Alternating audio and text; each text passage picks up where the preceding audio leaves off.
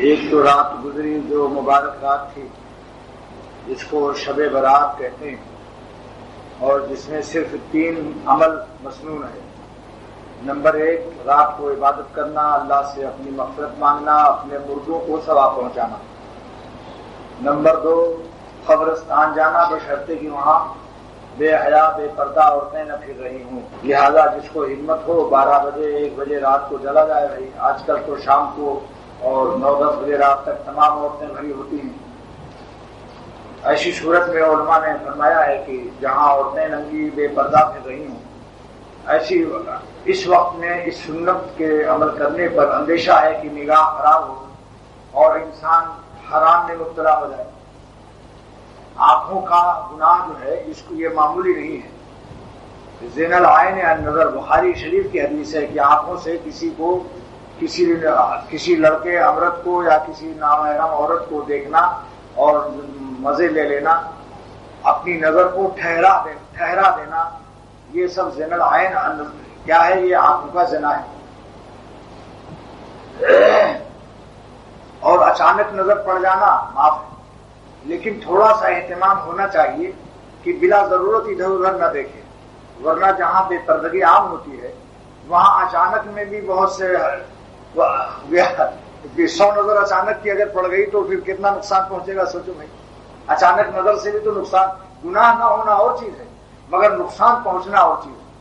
اچانک نظر پڑ جاتی ہے تو وہ نقصان پہنچتا ہے یا نہیں؟ بتاؤ بھائی۔ تو معافی تو اور چیز ہے مگر اچانک نظر سے دل میں زہر آ جاتا ہے، اس کے بعد پھر 2-4 اگر کہیں اچانک نظر پڑ گئی تو پھر وہ دیکھنے ہی لگے گا۔ اس لیے جہاں تک ہو اچانک سے بھی بچنا چاہیے، سمجھے؟ اچانک میں شیطان کی چینک ہے، چینک سانس ہے، چائے کی کیتلی کو کہتے ہیں چینک۔ تو ایسی صورت میں قبرستان بھی نہیں جانا چاہیے جہاں کی جس قبرستان میں بے پردہ عورتوں کو قبرستان میں جانا منع ہے۔ سیدھی بات یہ ہے، شریعت منع کرتی ہے کہ خواتین قبرستان میں نہ جائیں۔ تو 2 سنت ہو گئی، 2 بجے رات کو اٹھ کر کے کسی کی شوق کسی کی ہمت ہو بھائی پہنچ جائے وہاں۔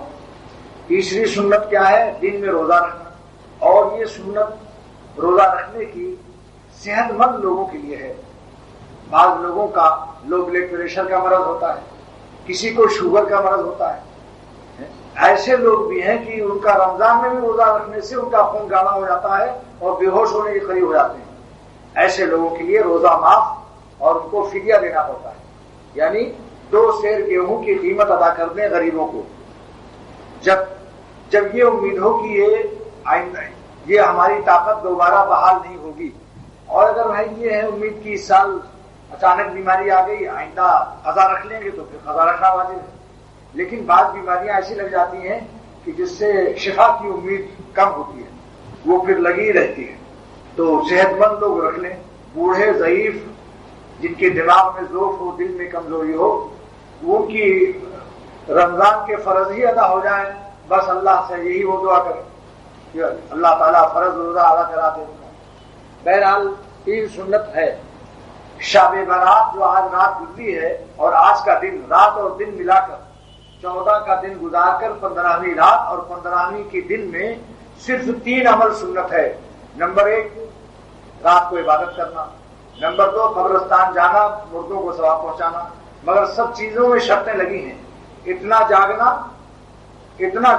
کہ جس سے انسان کا فجر کی نماز کی جماعت قضا ہو جائے، یا جماعت سے تو پڑھتا ہے مگر ہوش و حواس درست نہیں ہے، جھونکے آ رہے ہیں نیند کے، رات بھر کے جاگنے سے فرض نماز جو ہے جھونکوں کے ساتھ، نیند کے جھونکوں کے ساتھ ادا ہوتی ہے، اس شخص کا سارا ثواب ضائع ہو جاتا ہے، اس لیے کہ فرض کو خطرے میں ڈال دیا، سمجھا؟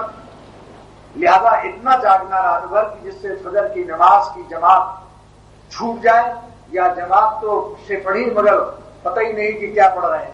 جب نیند کا غلبہ ہوتا ہے تو بس کھڑا ہے نیت باندھے، اسے ہوش ہی نہیں۔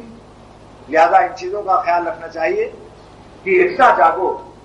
شاہ فضل الرحمان صاحب گنج مراد آبادی رحمۃ اللہ علیہ کے بارے میں میرے مرشد اول شاہ عبدالغنی صاحب رحمۃ اللہ علیہ فرماتے تھے کہ میاں عبادت تو تھوڑی سی ہوتی ہے مگر درد دل سے ہو، آنکھوں سے آنسو بہ رہے ہوں، ارے اللہ کے سامنے دل اور کلیجہ رکھو، تھوڑی دیر کی وہ عبادت افضل ہے ساری رات کی، اور کوئی ہے کہ زبان کہیں ہے دل کہیں ہے اور اپنا کر رہے۔ فرمایا کہ دیکھو، شاہ فضل الرحمان صاحب گنجوادہ والی رحمۃ اللہ علیہ فرماتے ہیں کہ دیکھو تھوڑی سی تلاوت کر لیتا ہوں، کچھ نفلیں پڑھ لیتا ہوں، مگر اللہ کے نام پر جان دینے کے لیے ہر وقت تیار بیٹھا ہوں۔